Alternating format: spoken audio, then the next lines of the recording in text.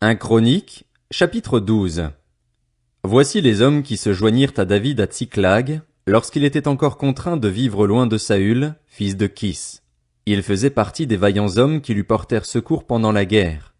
C'étaient des archers et ils étaient capables d'utiliser aussi bien la main gauche que la droite pour lancer des pierres et tirer des flèches avec leur arc.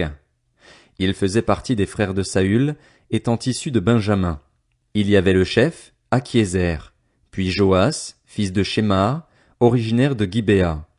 Jéziel et Péleth, les fils d'Azmavet, Beraka, Jéhu, originaire d'Anatoth, Jishmaéja, originaire de Gabaon, qui étaient vaillants parmi les 30 et à leur tête, Jérémie, Jacaziel, Jochanan, Josabad, originaire de Guédéra, Élusaï, Jérimoth, Béalia, Shemaria, Shephatia, originaire de Haroph, Elkana, Jishija, Azaril, Joézer et Jashobéam, les Coréites, Joéla et Zébadia, les fils de Jérokam, originaires de Guédor.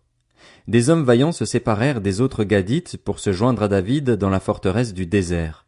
C'étaient des soldats exercés à la guerre, capables de manier le bouclier et la lance, aussi terribles que des lions et aussi rapides que des gazelles sur les montagnes. Ézer était le chef. Abdias, le deuxième, Eliab, le troisième, Mishmana, le quatrième, Jérémie, le cinquième, Ataï, le sixième, Éliel, le septième, Jochanan, le huitième, Elzabad, le neuvième, Jérémie, le dixième, Magbanaï, le onzième. C'étaient des descendants de Gad, des chefs de l'armée. À lui seul, le plus petit pouvait s'attaquer à 100 hommes et le plus grand à 1000. Ce furent eux qui traversèrent le Jourdain pendant le premier mois, alors qu'il débordait sur toutes ses rives, et qui mirent en fuite tous les habitants des vallées, à l'est comme à l'ouest. Il y eut aussi des Benjaminites et des Judéens qui se joignirent à David dans la forteresse. David sortit à leur rencontre et leur adressa la parole en disant: « Si vous venez vers moi avec des intentions de paix, pour m'aider, unissons-nous. Mais si c'est pour me tromper au profit de mes ennemis, alors que je ne commets aucune violence, que le Dieu de nos ancêtres en soit témoin et qu'il fasse justice. » Amasaï, le chef des officiers, fut revêtu de l'esprit et dit: « Nous sommes à ton service, David, nous sommes avec toi, fils d'Isaïe. Paix, paix pour toi et paix pour celui qui te porte secours, car ton Dieu t'a secouru. » David les accueillit alors et les plaça à la tête de la troupe. Des hommes de Manassé se rallièrent à David lorsqu'il alla avec les Philistins faire la guerre à Saül. Toutefois, ils ne purent pas aider les Philistins car, après avoir tenu conseil, leurs princes renvoyèrent David en disant: « Il se ralliera à son maître Saül en lui apportant nos têtes. » Voici les Manassites qui se rallièrent à David quand il retourna à Tsiklag: Adnar, Josabad, Jédiaël, Mikaël, Josabad, Élihu et Tsiltaï. C'étaient des chefs de milliers de Manassé. Ils prêtèrent secours à David à la tête de la troupe. En effet, ils étaient tous de vaillants hommes et ils furent chefs dans son armée. Chaque jour de nouveaux renforts se joignaient à David, jusqu'à former une grande armée, aussi grande que l'armée de Dieu. Voici le nombre d'hommes équipés pour la guerre qui se joignirent à David à Hébron, afin de lui transférer la royauté de Saül, conformément à l'ordre de l'Éternel. Judéens, 6800 hommes armés du bouclier et de la lance, équipés pour la guerre. Des Siméonites, 7100 hommes vaillants à la guerre. Des Lévites, 4600 ainsi que Jéhojada, prince de la famille d'Aaron, avec 3700 hommes, et Tsadok, un homme vaillant malgré sa jeunesse, avec 22 chefs de la famille de son père. Des Benjaminites, des frères de Saül, 3000. Jusqu'alors la plus grande partie d'entre eux étaient restés fidèles à la famille de Saül. Des Éphraïmites, 20 800 hommes vaillants de grande réputation, répartis en fonction de leur famille. De la demi-tribu de Manassé, 18 000, qui furent nommément désignés pour aller proclamer David roi. Des Issacharites, 200 chefs et tous leurs frères, placés sous leurs ordres. Ils étaient capables de discerner les temps pour savoir ce que devait faire Israël. De Zabulon, 50 000 hommes aptes au service, capables de manier toutes les armes de guerre au combat et prêts à s'engager d'un cœur sans partage. De Nephtali, 1000 chefs avec 37 000 hommes munis du bouclier et de la lance. Des Danites, 28 600 hommes prêts à combattre. D'Azer, 40 000 hommes aptes au service et prêts à combattre. De l'autre côté du Jourdain, des tribus de Ruben et de Gad ainsi que de la demi-tribu de Manassé, 120 000 hommes munis de toutes les armes de guerre. Tous ces hommes de guerre, prêts à se ranger en ordre de bataille, arrivèrent à Hébron avec un cœur sans réserve pour proclamer David roi sur tout Israël. Tout le reste d'Israël était aussi unanime pour faire régner David. Ils restèrent là 3 jours avec David, mangeant et buvant, car leurs frères leur avaient préparé des vivres. Que ce soit du voisinage ou jusqu'à Issachar, Zabulon et Nephtali, on apportait de la nourriture sur des ânes, sur des chameaux, sur des mulets et sur des bœufs, des plats à base de farine, des gâteaux aux figues sèches et aux raisins secs, du vin, de l'huile, des bœufs et des brebis en abondance, car Israël était dans la joie. 1 Chroniques, chapitre 13. David tint conseil avec les chefs de milliers et de centaines, avec tous les princes, puis il dit à toute l'assemblée d'Israël, « Si vous le trouvez bon et si cela vient de l'Éternel, notre Dieu, envoyons partout des messagers vers nos autres frères, dans toutes les régions d'Israël, ainsi que vers les prêtres et les Lévites dans leurs villes et les territoires attenants, afin qu'ils se joignent à nous, et ramenons vers nous l'arche de notre Dieu, car nous ne nous en sommes pas occupés à l'époque de Saül. » Toute l'assemblée décida d'agir de cette manière, car cela parut juste à tout le peuple. David rassembla tout Israël, depuis le Shishor, le fleuve d'Égypte, jusqu'à l'entrée de Hamath, pour faire venir de Kirjat-Jéarim l'arche de Dieu. Puis, avec tout Israël, il monta à Baala, c'est-à-dire Kirjat-Jéarim, qui appartient à Juda, pour faire monter de là l'arche de Dieu, à laquelle est associé le nom de l'Éternel qui siège entre les chérubins. Ils mirent ce coffre de Dieu sur un char neuf, et l'emportèrent depuis la maison d'Abinadab. C'étaient Uza et Asjo qui conduisaient le char. David et tout Israël dansaient de toute leur force devant Dieu en chantant et en jouant de la harpe, du luth, du tambourin, des cymbales et de la trompette. Lorsqu'ils furent arrivés à l'aire de battage de Kidon, Uza tendit la main pour retenir l'arche parce que les bœufs la faisaient pencher. La colère de l'Éternel s'enflamma contre lui et l'Éternel le frappa parce qu'il avait porté la main sur l'arche. Uza mourut là, devant Dieu.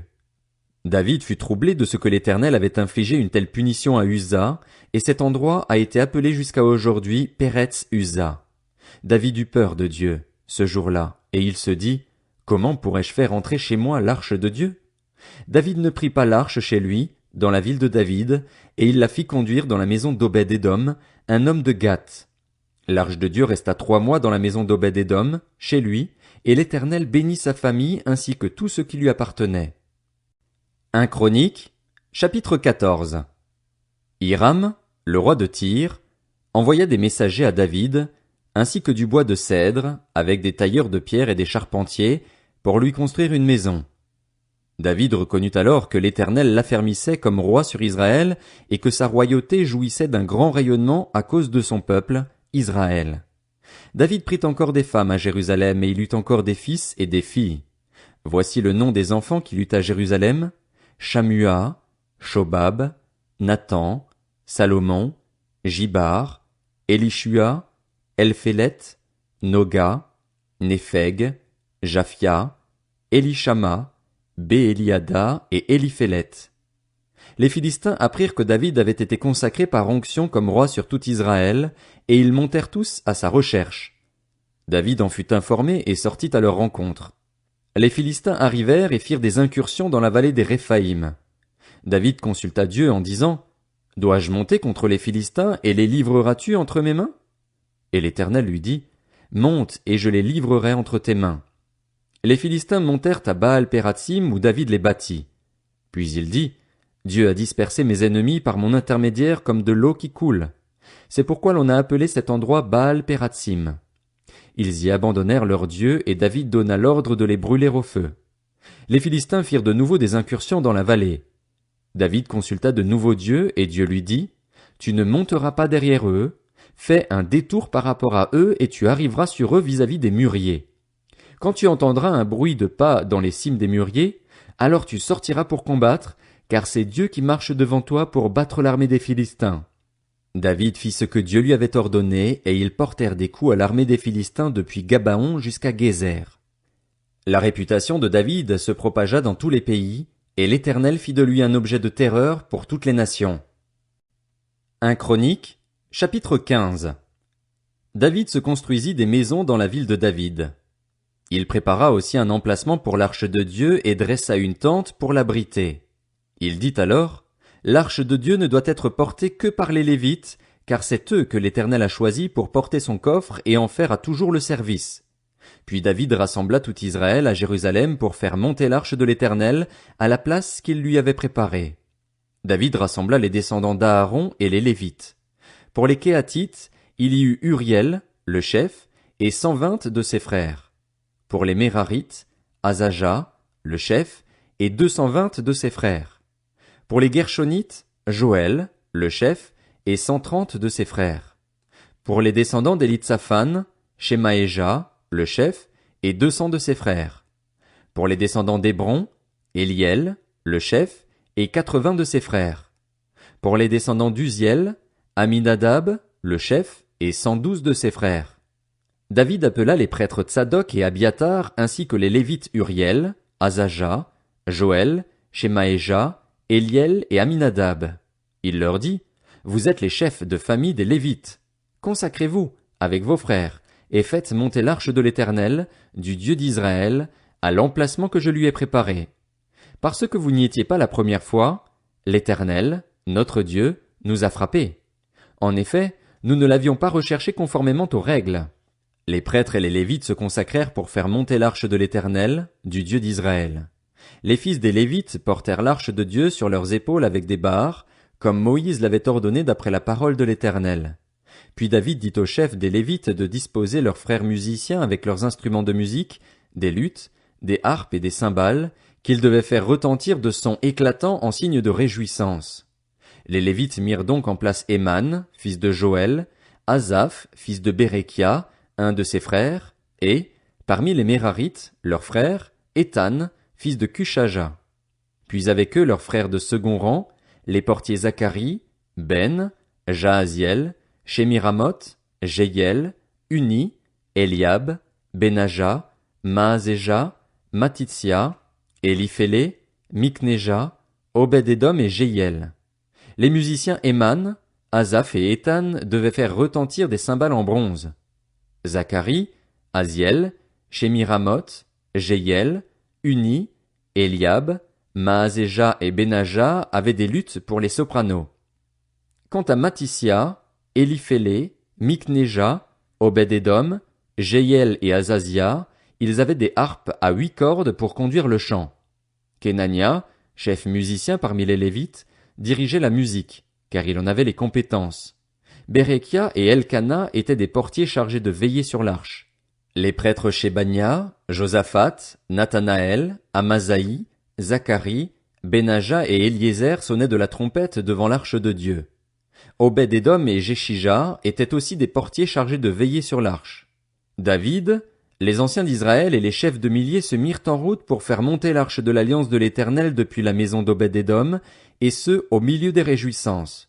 Ce fut avec l'aide de Dieu que les Lévites portèrent l'arche de l'alliance de l'Éternel, et l'on sacrifia 7 taureaux et 7 béliers.